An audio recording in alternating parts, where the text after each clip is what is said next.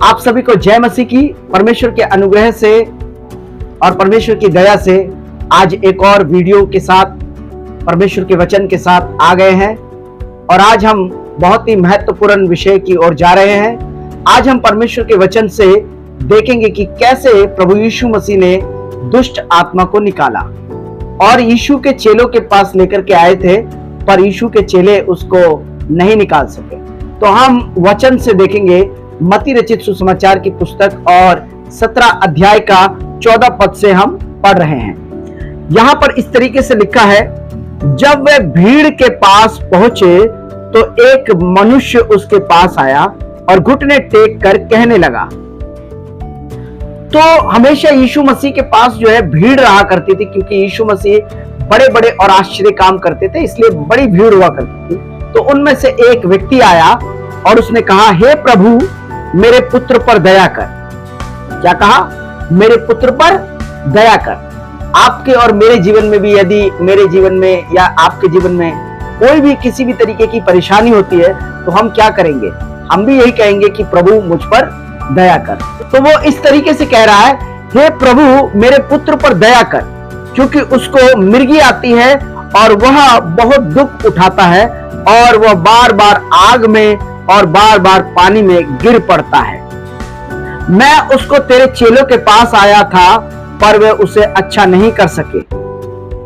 ये बात वो जो व्यक्ति आया उसने ये बात बताया कि मैं तेरे चेलों के पास मेरे बेटे को लेकर के आया, लेकिन वो मेरे बेटे को सही नहीं कर पाया।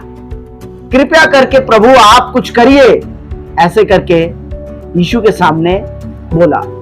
ये बात सुनने के बाद यीशु मसीह ने क्या जवाब दिया, ध्यान से सुनिए। यीशु ने उत्तर दिया, हे अल्प विश्वासी और हठीले लोगों, मैं कब तक तुम्हारे साथ रहूंगा, कब तक तुम्हारी सहूंगा। 2 क्वेश्चन मार्क बताया। क्या कि मैं कब तक तुम्हारे साथ रहूंगा और कब तक तुम्हारी सहूंगा। प्रभु यीशु मसीह ये बात कहने के पीछे मतलब क्या था? प्रभु यीशु मसीह ये बात कहने का मतलब यही था कि जो काम तुम्हें करना था वो काम को मेरे पास लाने की क्या जरूरत थी। मैं हमेशा तुम्हारे साथ नहीं हूं, पर यह काम तो तुम्हें ही करना था। तो उनको डांट लगाया, फटकार लगाया और कहा कि हे अल्प विश्वासियों, अगर तुम विश्वास करते तो यह कार्य हो जाता, पर तुम विश्वास नहीं कर रहे थे, इस वजह से। आगे देखिए उसने क्या कहा यीशु मसीह ने, उसे यहां मेरे पास लाओ। तब यीशु ने दुष्ट आत्मा को डांटा और वह उसमें से निकल गई और लड़का उसी घड़ी अच्छा हो गया। यीशु मसीह ने क्या किया? यीशु मसीह ने केवल उसको डांट लगाया। वो दुष्ट आत्मा ग्रसित था, लेकिन देखिए यहां पर बाइबल में बता रहा है कि वो मिर्गी रोग से बीमारी था। यदि हमारे और आपके किसी के भी जीवन में मिर्गी रोग से या किसी भी रोग से बीमार होते हैं तो हम कहां जाते हैं? सबसे पहले डॉक्टर के पास। लेकिन यीशु मसीह उसको चंगाई किस तरीके से दे रहा है? यीशु मसीह के पास वो तो चंगाई होने के लिए आया था अपनी बीमारी से, लेकिन यीशु मसीह उसको दुष्ट आत्मा से आजाद कर रहा है। कह रहा है कि हे दुष्ट आत्मा, इसमें से बाहर आ। डांट लगाया उसको। देखिए क्या कह रहा है। तब यीशु ने दुष्ट आत्मा को डांटा और उसमें से निकल गई और लड़का उसी घड़ी अच्छा हो गया। तो जैसे ही दुष्ट आत्मा निकला और वो अच्छा हो गया, तो वो कौन सी बीमारी से ग्रसित था? वो दुष्ट आत्मा से ग्रसित था। इस वजह से दुष्ट आत्मा ने क्या किया? उसको बीमारी में डालकर रखा हुआ था।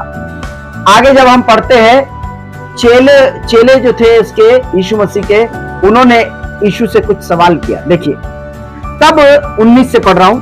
तब चेलों ने एकांत में यीशु के पास आकर कहा, हम उसे क्यों नहीं निकाल सके?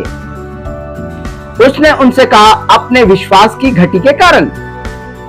जब उसके चेलों ने उससे पूछा तो कि हम क्यों नहीं ये काम कर पाए, तो यीशु ने उनको कहा कि तुम्हारे विश्वास की घटी के कारण तुम उसे ये काम नहीं कर पाए। क्योंकि मैं तुमसे सच कहता हूं, यदि तुम्हारा विश्वास राई के दाने के बराबर भी हो तो इस पहाड़ से कह सकोगे यहां से सड़क कर वहां चला जा, तो वह चला जाएगा और कोई बात तुम्हारे लिए असंभव ना होगी। यीशु मसीह इस तरीके से कह रहा है कि तुम्हारा विश्वास अगर राई के दाने के बराबर, राई का दाना बिल्कुल छोटा सा होता है, लेकिन एक राई के दाने की बड़ी खास बात होती है। खास बात क्या है? राई का दाना होता तो छोटा सा है, लेकिन वो बिल्कुल ठोस होता है, मजबूत होता है, उसमें खोखलापन नहीं होता है। इस वजह से छोटा ही हो पर पूरा हो। यही यीशु मसीह उनको समझाने की कोशिश कर रहा था कि तुम्हारा विश्वास अगर राई के दाने के बराबर भी है, तो तुम इस पहाड़ से कहोगे कि ये उखड़ के वहां चला जा, तो वो चला जाएगा। लेकिन यीशु मसीह इस पहाड़ के विषय में नहीं कह रहे थे। ये पहाड़ वो है जो हमारी जिंदगी में है, वो चाहे दुष्ट आत्मा का हो, वो चाहे बीमारी का हो। जब एक साथ सब आ जाता है चारों तरफ से, तो एक पहाड़ के जैसा ही है। मनुष्य के लिए वो असंभव हो सकता है, लेकिन परमेश्वर के लिए असंभव नहीं है। विश्वास करने वालों के लिए वो पहाड़ को हटाना संभव है। यीशु मसीह ने कहा कि मैं कब तक तुम्हारे साथ रहूंगा और कब तक तुम्हारी सहूंगा। तुम्हें उस पहाड़ को हटाना है। कैसे?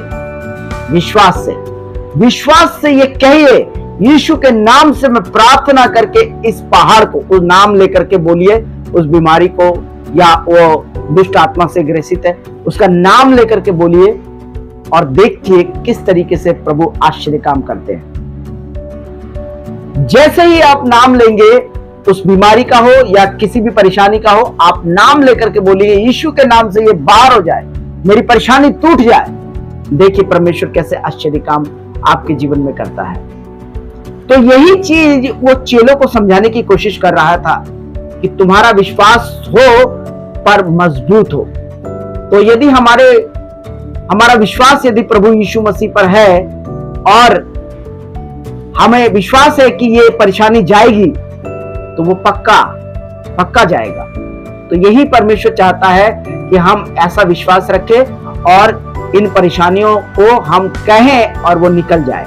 इसीलिए यीशु मसीह ने क्या बोला कि मैं कब तक तुम्हारे साथ रहूंगा और कब तक तुम्हारी सहूंगा। इसका मतलब यीशु चाहते हैं कि हम वो काम करें। आप वो काम कर सकते हैं। कैसे? परमेश्वर के वचन पर विश्वास करके, परमेश्वर के वचन के शब्दों को लागू करके जब आप बोलेंगे तो वही होगा। यीशु मसीह ने क्या किया? यीशु मसीह ने बस केवल डांट लगाया और हो गया। यीशु मसीह ने डांट लगाया, दुष्ट आत्मा निकल गया। लेकिन यहां पर हम देखते हैं यीशु मसीह अपने चेलों को भी सिखा रहा था कि तुम्हें ऐसा करना चाहिए था। तो वो कह रहे थे कि हे अल्प विश्वासियों, मैं तुम्हारे साथ कब तक रहूं। यही वो समझा रहे थे यीशु मसीह। तो हमें भी अपने जीवन में अपनी परेशानियों को, अपनी तकलीफों को ये बोलने की जरूरत है। अब आप ये बोलिए अपने जीवन में कि मेरे जीवन की हर एक समस्या यीशु ने ले लिया है। यीशु मसीह ने मत्ती रचित सुसमाचार 11:28 में ये कहा है ना, हे सब परिश्रम करने वालों और बोझ से दबे हुए लोगों, मेरे पास आओ, मैं तुम्हें विश्राम दूंगा। क्यों कहा? क्योंकि यीशु मसीह ने ये सब कुछ कर चुका, हमारे बोझ को ले चुका। अब या हमें क्या करना है? हमारे बोझ को यीशु को दे देना। अब ये हमारे ऊपर है कि हम यीशु को अपना बोझ देना चाहते हैं या नहीं, या हम अपने ऊपर ही रखना चाहते हैं। लेकिन हमारा बोझ कोई लेने के लिए तैयार है, पर हम देना है यीशु मसीह को। हमें देने की जरूरत है यीशु मसीह को अपना बोझ, और अपना बीमारी, अपनी परेशानी, अपनी तकलीफों को ये कहने की जरूरत है जैसे यीशु मसीह ने वचन में कहा। आप जब इस वचन को पढ़ते हैं तो इसमें मनन करिए और अपने जीवन में आश्चर्य काम को लागू करिए। प्रभु आपको बहुत आशीष दे इन वचनों के द्वारा।